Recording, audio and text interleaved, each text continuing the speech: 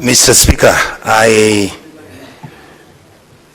with a lot of humility, accept the possibility that you have allowed me to vent on this matter.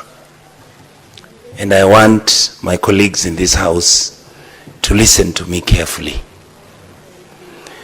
I have frequently been on public saying that we need to stop killing our children, that we must accept that we are the ones as adults in the House who've been messing up in this republic.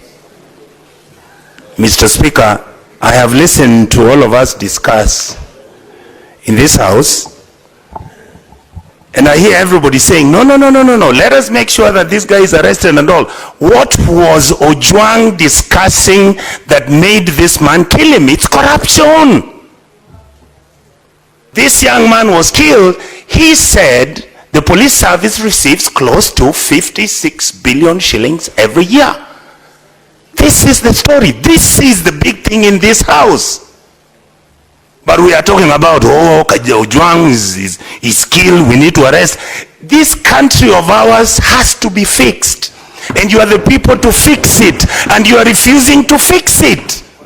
Because we are part and parcel of the mess of our country. And when we are discussing this thing, you politicize them. You say, oh, it's broad-based. Oh, it is all about those people are the ones who are on the other side. When this thing collapses, all of you will be in the same boat, I tell you.